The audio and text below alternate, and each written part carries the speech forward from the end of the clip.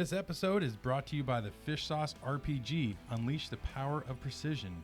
Our RPG, rod positioning gadget, is the ultimate tool for adjusting Scotty or Fulby rod holders. No more struggles or worn-out tools, just smooth, easy adjustments. Elevate your fishing game and shop the RPG now. www.fishsauce.com. And now we got a huge shout out to our next sponsor, Coldwater Strong. Coldwater Strong makes high-quality gear for boat and bank anglers alike, from flasher bumpers and bank fishing leader kits to kill bags and bleed bags. Coldwater Strong has the gear to make you the hot rod in the boat or on the bank. Get your Coldwater Strong products at local fishing retailers like Bob's Sporting Goods in Longview, Anglers Unlimited, previously Angler West in Woodland, and Fisherman Marine and Outdoor. Go visit their website at www.coldwaterstrong.com. What's going on, everybody? Welcome back for another episode of the Wet Net Podcast. I'm Clayton. I'm sitting here with Taylor Cosby of Wildfin. Is Wildfin rod holders? Wildfin rod holders. Okay, awesome.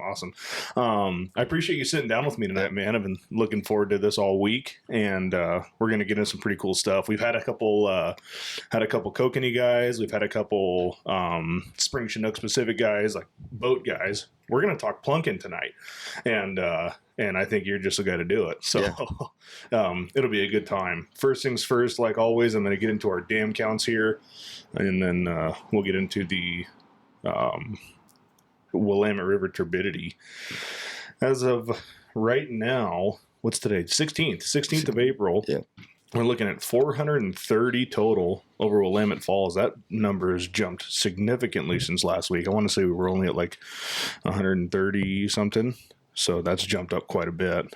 We had 96 crossover on the 15th, 74 crossover on the 14th, 45, 47, 26. So those numbers are climbing. That's a good thing. Bonneville Dam, Columbia River is currently closed right now. Below the dam, you can go fish. Drano, Wind River, if that's what you're into. I'm not going to waste my time doing that yet. It's early. Yeah. It's still early, but hopefully sooner than later. We're at 884 over Bonneville, 151 over on the 15th, 106 over on the 14th, 100 over on the 13th, and so on and so forth. So there's definitely fish coming. Hopefully we start seeing some higher numbers here really quick, because I want to get over there. That's right. Now we got all that out of the way, going to go back over our Coldwater Strong giveaways. I haven't made the post yet. I've been slacking. I need to pick up on that. But we've got 4 of the 18-inch finesse bumper leaders. We got 4 of the 12-inch bumper leaders. We got 2 jars of Ultimate Shrimp Cure, which Keith was gracious enough to give us on the last, or 2 episodes ago.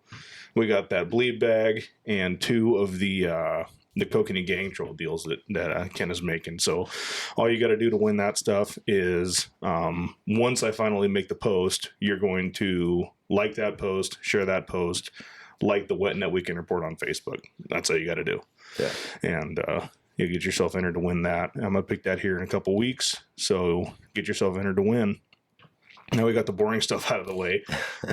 Taylor Cosby, man, give us a little bit of who you are, kind of what you do, introduction to fishing. Just go on, dive into it. Sure. I'm Taylor Cosby. I've been fishing Columbia River for probably the last 15 years or so. Primarily bank fishing. Some boat fishing, but mostly bank fishing. I started at the banks of I-5 Bridge right there in Vancouver, and also Frenchman's Bar as well. I learned a lot from watching other people how they did it, experimenting myself. That's really what it comes down to when it comes to fishing is trying new things. Yeah. And, testing out new strategies and setting yourself apart from the crowd. And then paying attention. Attention to detail is key. Right. And so I did a lot of bank fishing. I mean, I was on the banks for, every other weekend or every weekend. I would spend hours down there just watching, trying to fish, trying to figure out how to do these things. I started out casting, just double setups, spin glow coon shrimp, Right. Using a pyramid weight.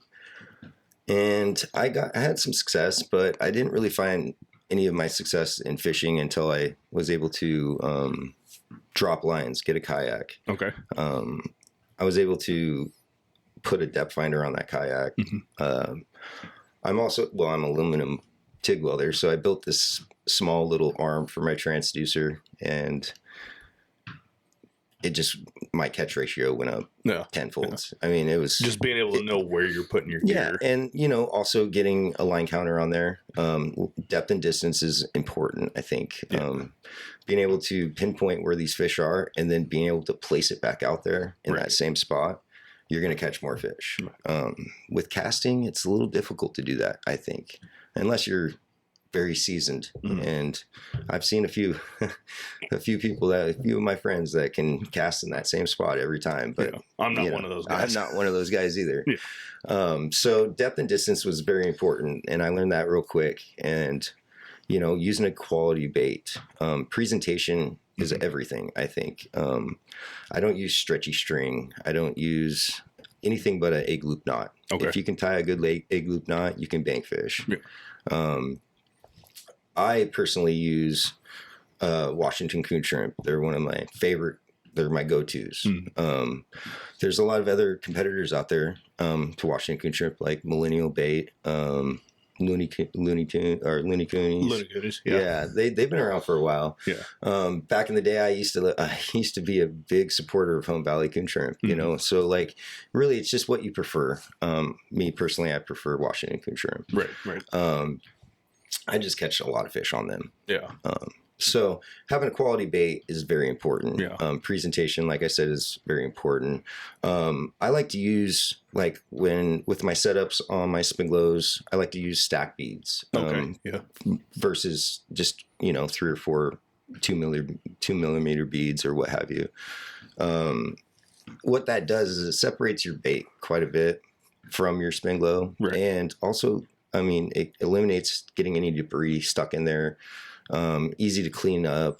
It just looks, the presentation looks a lot nicer. Right. And so when you say stack beads, you're just taking just a handful of beads and stacking them, or are you talking those little weird triangle looking ones? I'm talking about the ones that you use when you go kokanee fishing. Oh, those guys. Okay. Just like when you would use for a wedding ring, you got the wedding ring on both, and then you got the stack beads on both sides. Right. Well, this one right here is, this is key, I think. I think everything's key. You got to use the right size hooks. You got to use the right knots, and then be able to tie that knot. That's very important. Right. I don't know how long I took, but it took me a year or two to be able to practice to tie it just perfect. Also leader lengths. I like to fish. During the springtime, I'll fish my leaders pretty close. So like my weight line, my main leader line, I'm splitting my swivels just far enough to where my leader line on my spin glow won't touch the next swivel. So I'm basically about an inch or two shorter than my actual split between my triple swivels. So before we start getting into that, let's take a second. Let's kind of walk from the rod and reel that you're using all the way towards the end to the lead line. To kind of walk us through exactly how you do that. That way we have a better idea of what you're talking about. So I'm like bank fishing. It's a little different than bow fishing. Bow fishing, you got your rods in your boat. You're taking good care of them. You got your gunnel. You got your rods stored away. They're not going to get broken. But in bank fishing, it's a little different. So I like to get a little bit more of a less expensive rod. That way, if I break it, I'm not going to be so upset. Right.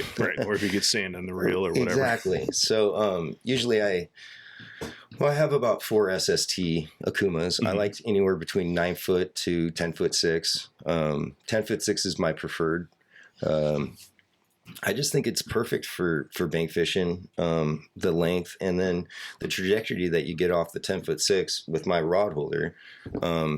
It's just it works. Right. And you got to obviously put my rod holder in the sand correctly. Mm-hmm. Some people fish it with the tip real low, but I always liked it about a 45 degree, off the sand. And so I use my Akuma SST, and then I also like to use the Akuma cold water with the line counter, of course. Do you like the low pros or just a regular? You can use the low pros, but I mean, if you're going to be bank fishing and you want the right setup, I mean, this type of the setup with the 10'6" and the cool water reel, I would get the bigger version, just because you can use it for either or. You can use it during the summertime, and then you can still use it for the fall. And Gotcha. you can run wobblers out with it. It's not like, I mean, I like to use more of a bigger surf rod. Right. But I have buddies that use that SST 10'6" for everything, Yeah. And it can be crazy. It can be nuts, just because, you could be losing $150 worth of gear with your sandbag not breaking. Right. But that's a whole nother story, to be honest with you. I'll get back to where I was talking about with my rods. Yeah. So yes, I like the line counter. And then I put 80-pound braid on there. Okay. Tough green or really anything that's 80 plus pound braid.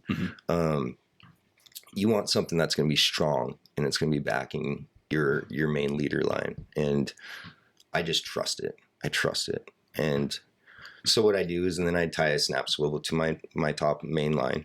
And then on my leader line, I would use, depending on what I'm fishing, but anywhere between 20 and 25 pound maximum green. I like to use the green just because it looks more natural with the water color. I would use that as my main leader line, and also my spin glow line. And you say you're using 25? 20 to 25. Okay, gotcha. Yeah, I mean, in that range. I wouldn't go anything below 20 pounds just because, I mean, you're in the big river. You don't know what you're going to catch. Yeah, and, you don't want to go much bigger than that because it makes it look a little bit less natural. Exactly. Okay, gotcha. Exactly. And that's only when that's personally, that's just my opinion on that one. But, like in the fall, we would like to use something like more of a cold water strong setup, with the 120 pound monoline. Yeah. That thing is awesome. Yeah. To be honest, I mean, you can fish $150 worth of gear with confidence for sure. Yeah. And that's the whole thing. I mean, nobody wants to run their line out there and lose everything. Right. So it's important that you tie your knots. It's important that you do really just attention to detail on every aspect. I mean, if you miss a clip, I've seen people that just they did everything perfect, but then their top snap swivel was not clipped. Right. And so they lost everything. Yeah. So, that hurts. Especially on a fish, it really hurts. But yeah. And so, to get back to what else I use, 20 pound. And then, spin glow size is important, I think. I like to use a smaller size spin glow when it comes to sockeye or steelhead. Maybe you're trying to use like a size 6 or 8. Yeah. Size 6 or 8 for sockeye steelhead. And then steelhead will also hit on a size 4. Yeah. And size 4 is like your go-to. You can always just fish a size 4 and you'll probably get a sockeye as well, Yeah. And then size 2 I usually use for the springtime for springers, plunking for springers. But I always find myself going back to a size 4. Right. So right. I like to use black wings on a lot of my spin glows. This one right here is I call it the brown trout. It's an orange top, polka dotted with black wings. I run 3 of these. 3 of them. You love it. Yeah, I mean, because I just know that one of them's going to hit. Yeah. And when I run these lines out, what I'm searching for on my depth finder is the cliff or the edge or the whatever you want to call it, the ledge. Yeah. So basically, you're rowing straight out from the bank, and you can see on your depth finder when that drop off is. Yeah. Gotcha. So you'll see it on the depth finder slowly dropping down, but once it slowly drops down, then all of a sudden it goes from like 10 to 14 feet deep. Yeah. You're pretty close to that ledge, and I want to say that's where these fish swim. They swim on these ledges for protection from the sea lions, from the debris that coming down for protection, basically. Right. And so that's kind of how I became successful at fishing these steelhead, is just being able to get it right where they're at. Right. and Put it in a travel lane. exactly. I put it in the meat hole. Yep, that's right. Yeah, and I do believe that these steelhead swim straight. They're not going from one side of the river to the other. I mean, they're going to stay on that side and they're going to swim straight up.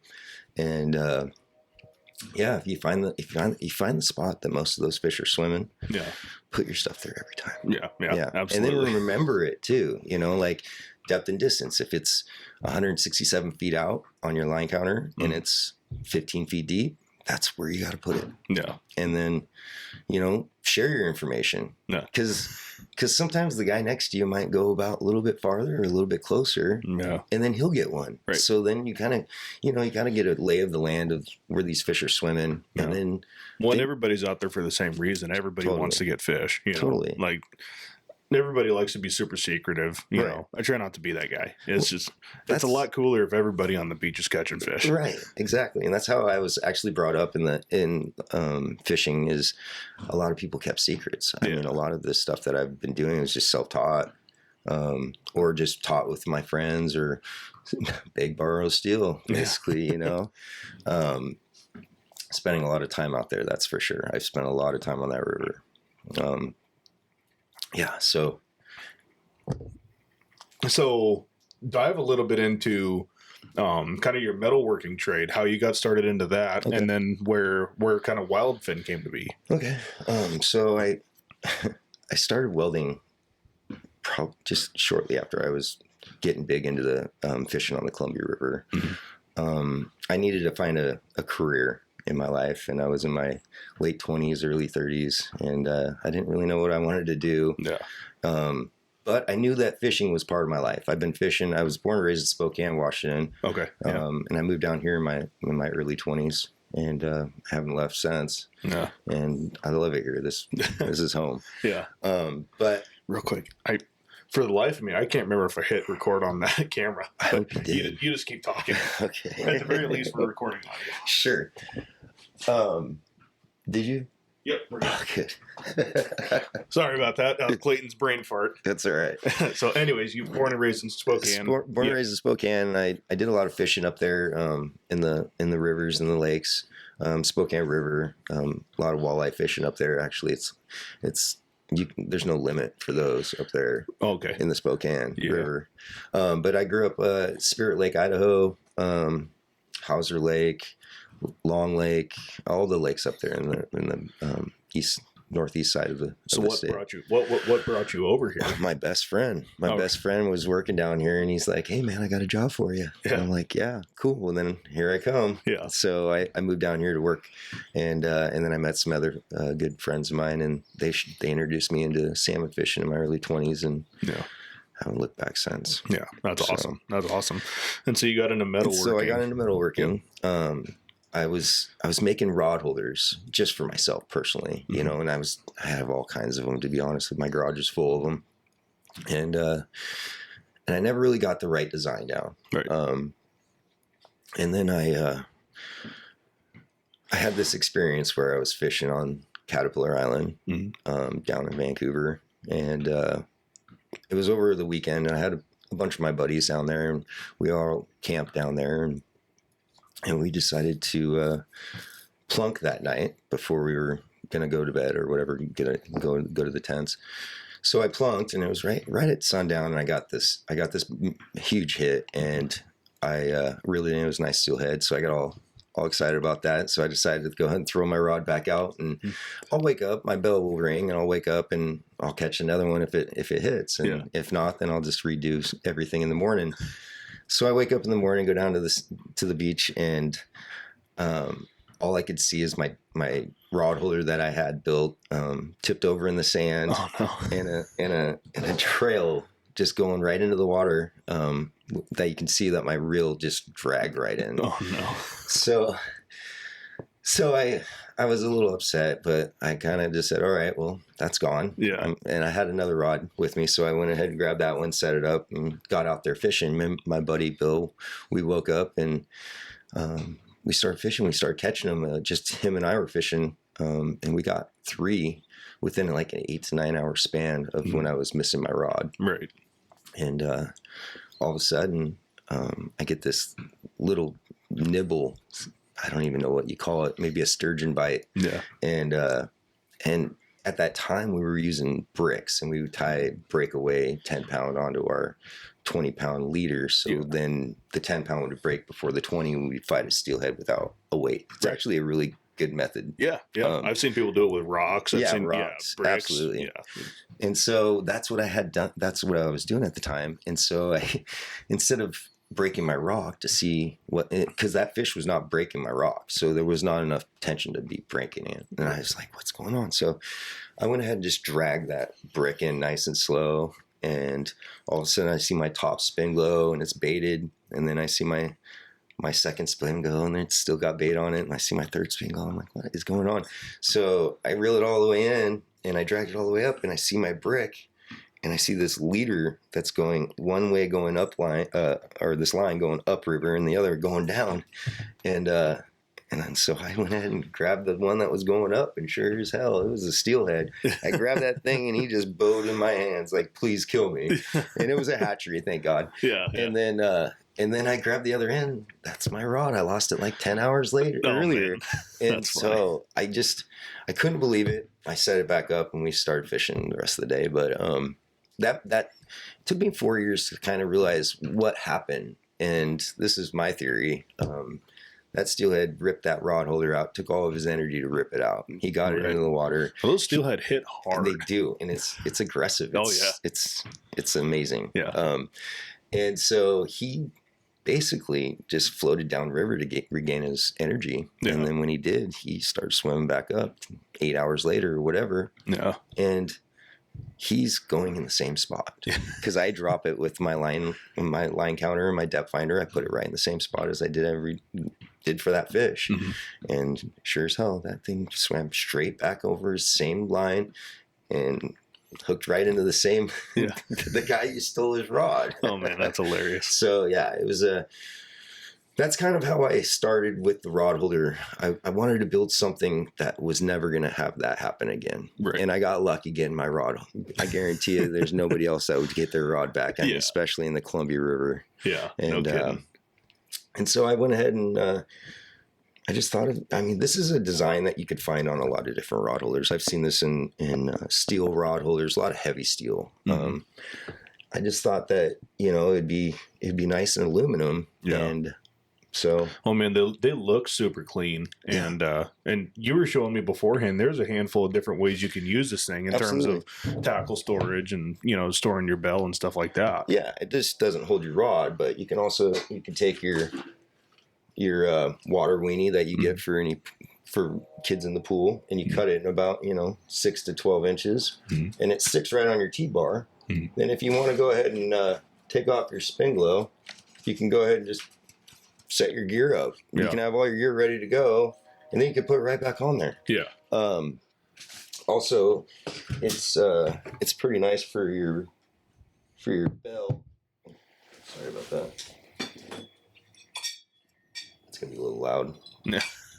But you can also put your bell there, and it holds your bell until while you're setting your gear up, or if you get a fish on, and your buddy's like, somehow your rod holder got pulled out of the sand or something, and he picks it up, and you can pick your bell up and put it there so you don't lose your bell. Yeah. I can't tell you how many bells I've lost. Oh yeah, it's a common thing. It happens every year. Yeah.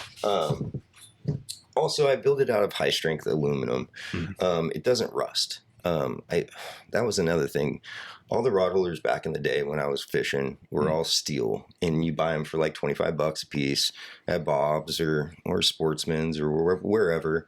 And they would chip, rust. They're heavy. Yeah. It's just bulky. This thing weighs 4.5 pounds, and it can hold an 8-foot sturgeon, no problem. Yeah. I TIG weld them all, so I think you get better penetration on the aluminum. I build them to last. I build them to outlast my grandkids. Right. And that's kind of my goal with Wildfin, is to build a quality American product made by an American that, it's going to last. Yeah. Like Zippo. Yeah. Or any other good American-made product. Yeah. And they look super slick, man. I can't get over it. Yeah, I mean, it looks like a sword. You could probably use it as a spear for a sea lion. Just kidding. Don't you have to edit that one. But yeah, I mean, that's how I built the rod holder. Now, the name itself was a difficult one. I wasn't too sure what I needed to name it. To be honest, I started with 9 of them for my buddies and me. And then after the 9 I made those, their buddies wanted one. And so I ordered enough to make 20. And then now it's just like nonstop. Yeah. And so I needed to make a name at that point, and I didn't have a clue. And my son was born 2 years prior. So he was 2 years old. His name's Finley. Okay. And I just wanted to name it after him. So I named it Wildfin. Yeah. He's a very wild child. And I also have I have a Australian Shepherd. His name's Coho, and Crazy Coho and Wildfin. And so it kind of just stuck. And then I have my family. I have a really talented cousin up in North, and I told him my idea. I said, I kind of want to name the rod holder Wildfin, but I want to incorporate a salmon tail in it and somehow. Yeah. And so he put together a few things for me, and this is the one I picked out. And it stuck, and that's and so I named it after Wildfin, and that's it. Some people wanted to say like a Wildfin, like a wild fin on a salmon, but no. Yeah, that's super slick. Yeah. So let's kind of get into like some spring Chinook specific things. Obviously, the Columbia River's closed right now. Sure.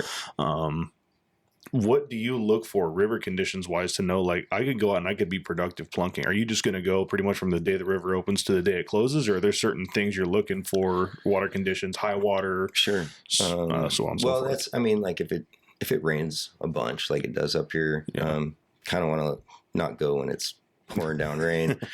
But I look for, I like to fish the high tide to low tide in the Columbia River. I mean, I think that's important. Yeah. Fishing the outgo. Yeah, outgoing tide. I mean, it's the best. You get the best current, you get the best action on your gear, and I mean that goes for really any season in the Columbia River, from spring to Chinook to fall Chinook. High tide to low tide is the best way to catch them. Now, don't get me wrong, you can catch them on incoming, you can catch them on slack tide. I've done that. You just got to put in the hours and you got to put in the time. Right. I guess, and then also how your line's going out as well. Yeah. You want your line straight out in front of your rod holder. You don't, or a little bit downriver is okay.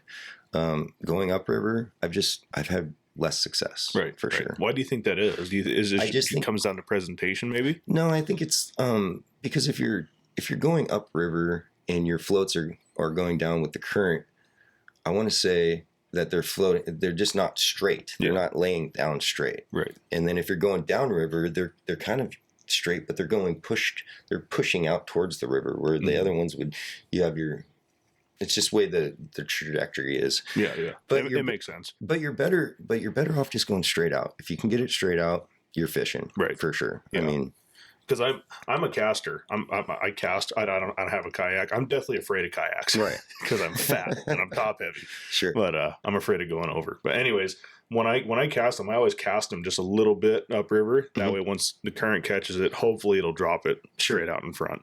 And that's what you do with casting. And then same kind of applies for dropping lines with the kayak, except for you got to have a person out there. My rod holder actually works great for dropping lines by yourself, because you're able to keep that pole straight up in the air with the rod holder, and it's not going to come popping out of it. And then you can just tighten your drag just a little bit, and that will keep it tight. You always want to keep your line tight when you're running your line out. That way, when you get to your drop zone, which is probably, depending on the current, if you're midday, the current's it's pulling good. Right. You're going to want to probably go up a rod holder and a half.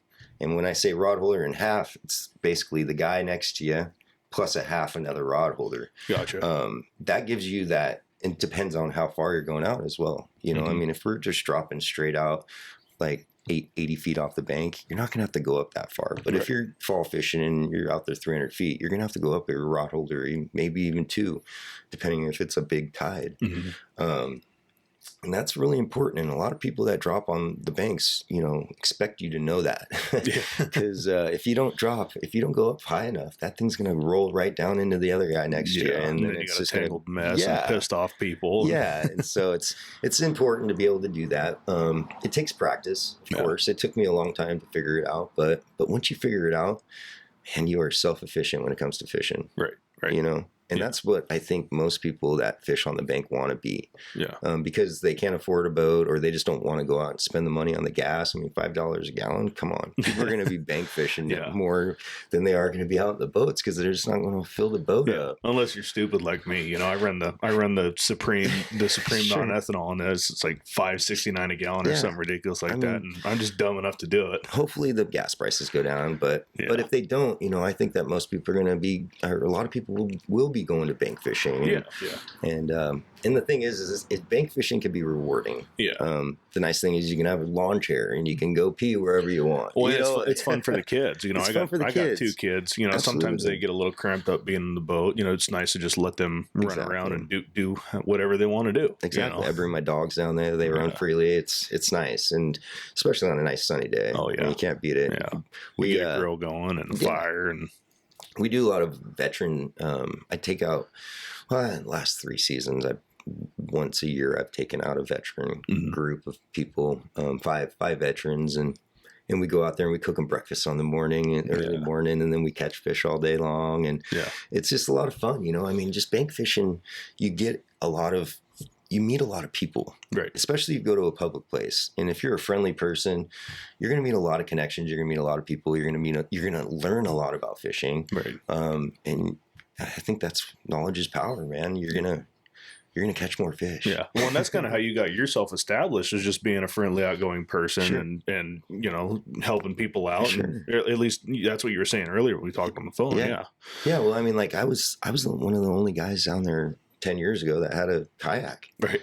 So like I would be running 15 lines out, like that's 150 drops if you're looking at 10 drops per line, and if it's a hot day, I've been home where I couldn't even get off the couch. My arms were so sore, but people were catching fish, right? And that's what it is. That's what it's all about, is having fun and meet new people, but also teaching somebody something. You teach them that, and then they're going to teach somebody, and then I just think it's a good thing all around. Yeah. So, well, and you're setting your son up also. Eventually he's gonna be the one that's helping people out. I'm hoping so. See, I don't force it on him, but it's kind of nice. Like in February, he's like, "Dad, I really want to go out and catch a steelhead," and I'm like, "Wow, I'm a proud father at that moment." Yeah, that's right. Last year he reeled in his own sockeye on the bank in front of McMinimums. Yeah. And I was out in the kayak dropping a line, and I was like, "Get it, Finn, get it!" Yeah. And he reeled that thing in, and it was awesome. It was a good experience, and I'm excited for this year with him. And we fish probably 32 weekends a year together. Yeah, that's awesome. Yeah, it's our thing to do. Yeah, yeah. I force my kids into it. They're out in the boat all the time, but they love it. They're begging constantly. They want to go fishing. I've already said this 5 million times on the podcast. We're just kind of getting into the kokanee fishing, and they're in love with that. But their favorite fishing is sturgeon fishing. The catch and release sturgeon. The fish are twice as big as they are. Yeah. And they love it. Yeah, because they're catching dinosaurs. That's right. My son's obsessed with dinosaurs. Mine is too. But yeah. Yeah. So I mean, basically that's how everything kind of got started. Yeah. And then, I just kept with it. Yeah. Yeah. That's what you got to do. And you're in a handful of different stores now. Like, you're doing pretty darn cool with it, right? Yeah. I'm in all fishermen's marinas in Portland. Portland, Hillsboro, and Beaverton. And then I'm in Finn's Custom Cafe out in Claskanite. I'm in Angler West United, Anglers Unlimited? Unlimited. Anglers right. Unlimited. It's a new name. I'm still trying to get used to it. Yeah, you're close. It starts with a U. Yeah. Sorry, Robert.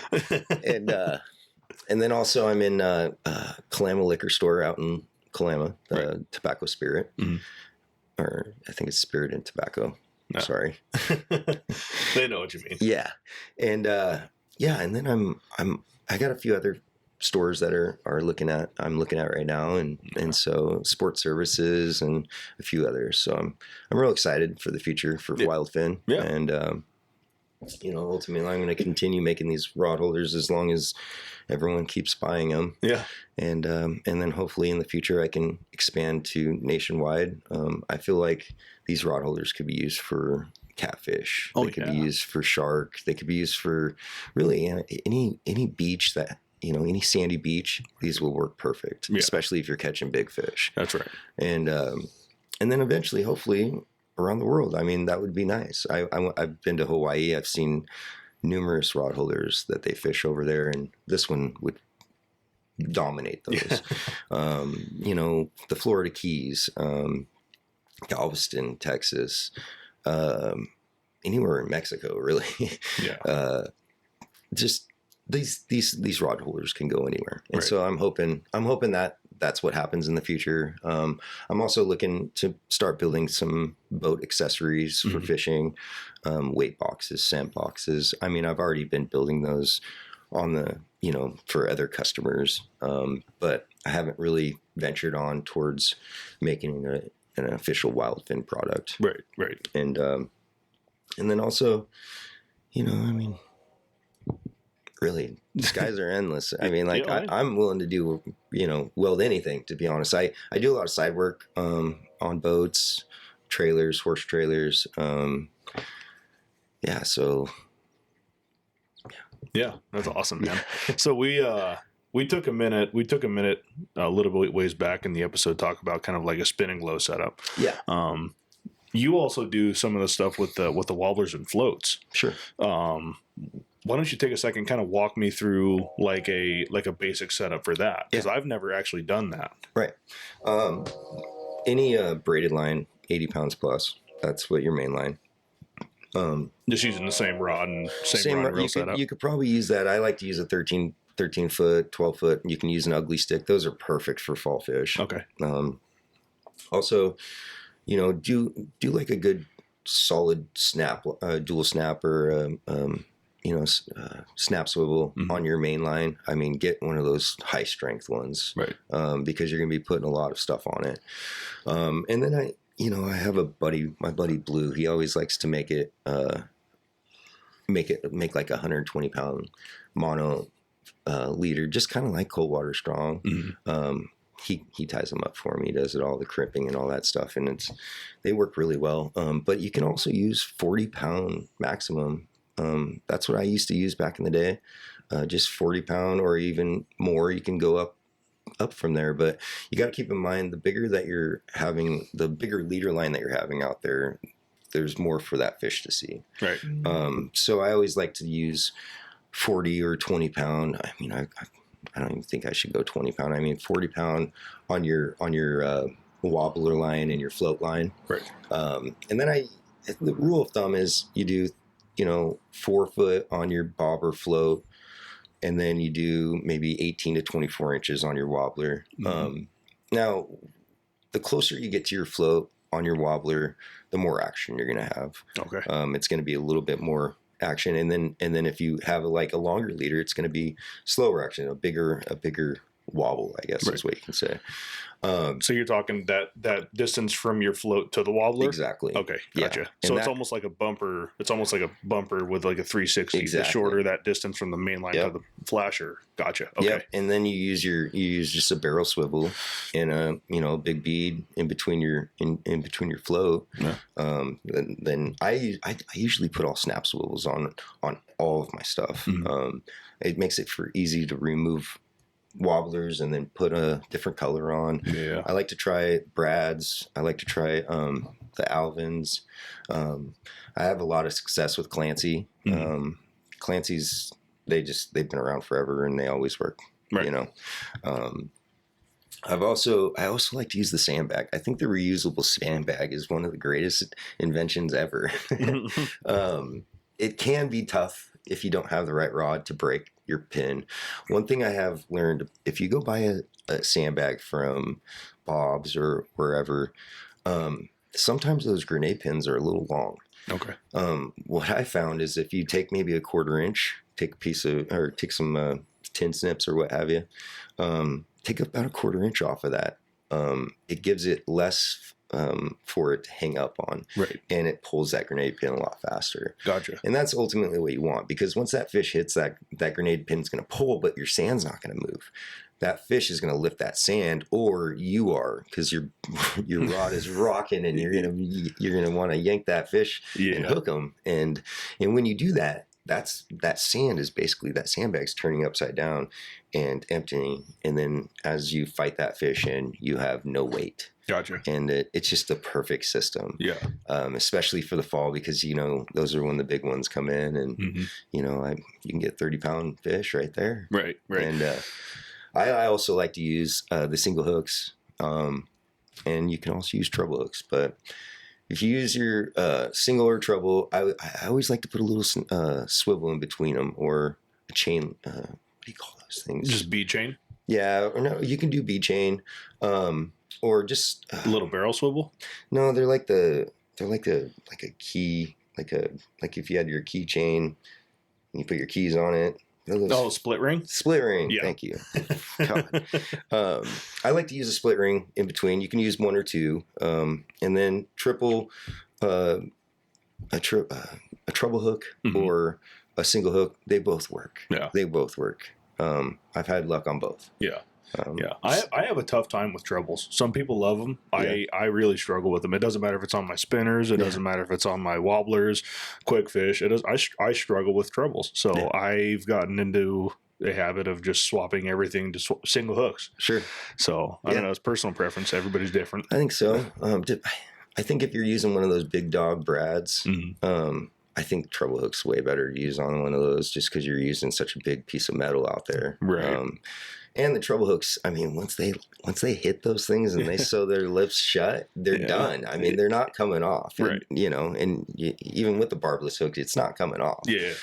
So I feel like you have more confidence reeling that fish in when he's hitting on a treble hook than you do a single hook. But those single hooks are smooth, and they get right in the lip, and they hook them right where they need to be. And so I also like to use scent. Scent in the fall, just a little bit of a dab here and there on top of your wobbler. Yeah. Are you using the super gel or the oils, or? I'm using right now I'm using throat candy. Washington coon shrimps throat candy, and they have a gel, they have an oil, and they also have just your regular scent. And I'm telling you, the thing, it works. It works. I also like to use, WD-40. Yeah. Anything oil based. Right. Something that leaves a trail. Right. You put your wobbler in when you're running them out, you'll see a trail of scent behind it. That's a good sign. I also maybe dab a little bit on your sandbag, because, hell, that thing's out there too. Right. Really all it is just to attract that fish in. The fall fish, when they come in, they're not hungry. They're just going to go ahead and attack when they're pissed off. Right. So that's what we're trying to do. We're just trying to piss them off. Right. That's what the flashing and the wobblers do. And then when they come up and they hit it, that's when they get hooked. That's the whole point behind the big 360 flashers. Exactly. It's reaction bite, and the spinners and whatnot. So, but you use those with bait too. In the boat. See, we don't have to bait anything with the wobblers. Right. So it's kind of nice. If you get it out there set perfect, and there's not a lot of debris, and it's a perfect tide, you're at high tide, and it's just in the water starting to kick. You could be out there until that fish hits. You don't really need to reel it in and check it unless you get a bunch of debris. And if you get debris on your line, I would say sometimes in the springtime, it gets really bad. Yeah. And so your rock or your sandbag's going to break just from debris, from the pull of the debris. So if it's that bad, it sucks, but you probably should be every 20 to 40 minutes changing that. And and when you break your rock, or you bring it in, you're going to have to rebait. So you go through a lot of bait when there's a lot of debris, but I always say you got to have fresh bait. Yeah. Oh, absolutely. Even if yours look good, I don't know. I just want to, it doesn't look good to me. Exactly.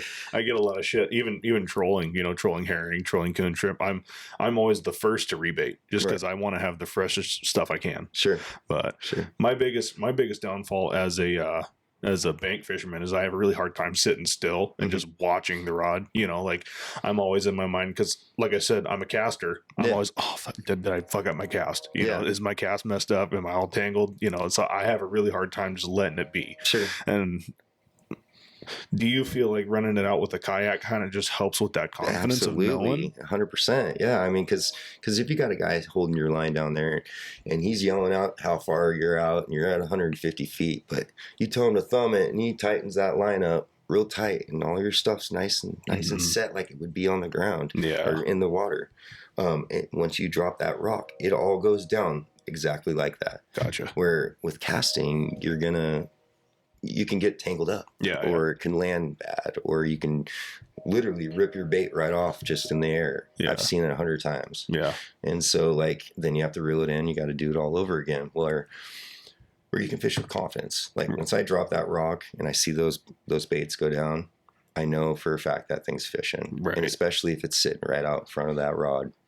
And I'm telling you, once you get the technique down, your fish catch ratio is going to go up tremendously.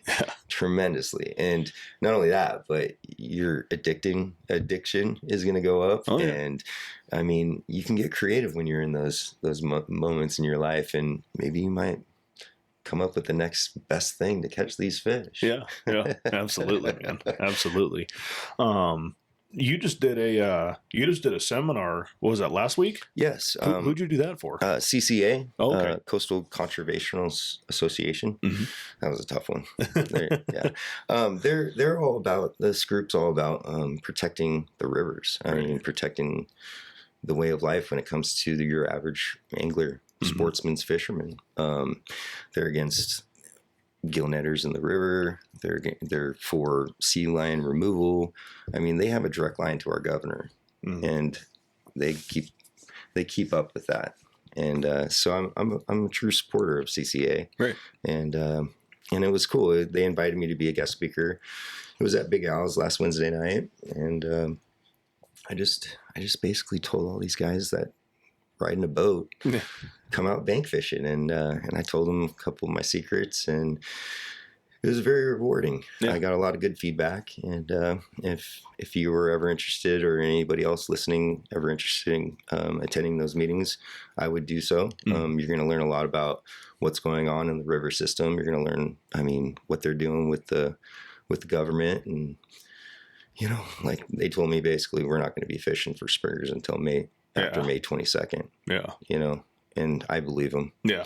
But May 15th, we're going to have Steelhead. Yeah. And that's when I'm going to be out there. Yeah, that's right. That's right. I'll still be upriver probably doing the Drano and Wind River stuff. Yeah. I can't see driving all that far. And I can go catch them right here in Longview. Oh yeah. Yeah, I know. It's addicting though, man. It is. You go out there and it's like a big party. You know, you're hanging out with 100 of your closest friends. You know, it's a blast, but it's not for everybody. Yeah, shit, man. I think we're getting down here towards the tail end of it. Yeah. We got 46 minutes. Oh, that's pretty good. Yeah. Hell yeah, man. Good. Real quick, I think we'll go over a quick recap. We obviously we touched on our river conditions and dam counts. We touched on our cold water strong giveaway. We got into your Wildfin rod holder stuff. I'll leave this one for you for a giveaway. Oh, sweet. So we're tossing that into the giveaway also? Sure. Killer, absolutely, man. Thank you very much. Yeah. So that's going to be in the giveaway also. Sure. Somebody's making out like a bandit here because we got everything in that bag and that Wildfin rod holder, man. That's going to be killer. And they retail for $100. Yeah. So that's awesome. A good deal. That's awesome. Thank you so much for that. Yeah, absolutely. So now we got that the Wildfin rod holder in there. We went over some spin and glow setups. We went over some Wobbler plunking setups. A little bit of a background on you. Shit, man, what else are we missing? Are we missing anything? If anybody out there has any questions, they can message me on Wildfin Rod Holders Facebook page or Instant Messenger. Are you on Facebook, Instagram? Yeah. I'm not on Instagram just because I'm too old to figure that out.